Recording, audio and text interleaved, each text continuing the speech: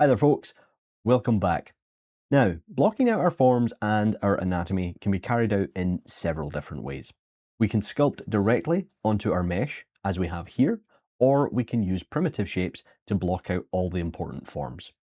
But there's also another feature that's somewhere in between that, and that's ZSketch. And what that's going to allow us to do is draw directly onto a Z-sphere skeleton of our character, and then transfer all of those shapes into a unified mesh, which we can then refine further. To begin with, I'm going to use Shift F to turn on my polygroups. With our Z-sphere skeleton selected, we're going to go into the tool palette and scroll down to ZSketch.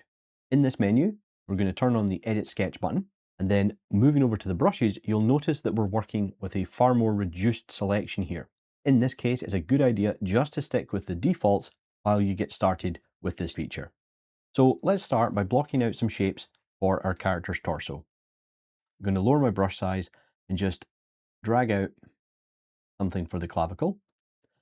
I'm going to increase the brush size, and then I can just start blocking out where I want the chest to go. Now, if you get any kind of overspill like this, just hold down Shift and you can smooth that back in, like so. Next, we'll draw out where we want the rib cage to go.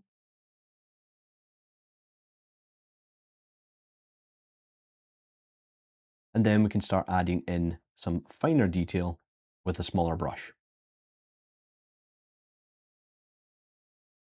And again, I'm going to smooth back any areas that I don't like. And if we have any gaps, you can either use another stroke over the top of it, or if we go into the brush menu and choose bulge, I'm going to lower the intensity. I can just use that bulge brush to clean up any gaps. If I open up the unified skin menu here and tap preview, you'll notice that our Z-sphere skeleton disappears and we're just left with this mesh. Now, at the moment, the mesh is quite low resolution, so that's easy to fix. We'll turn off preview, increase the resolution, hit the preview button again, and you'll start to see some of that detail that was sculpted in starting to come through. So you can adjust these settings as you see fit to get the look that you want.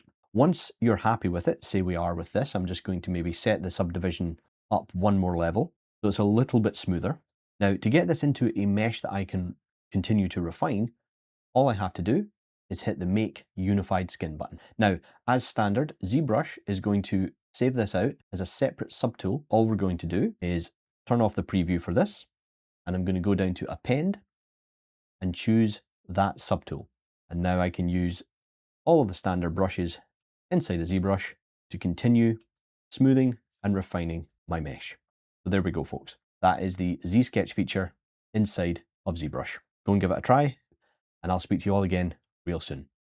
Bye for now.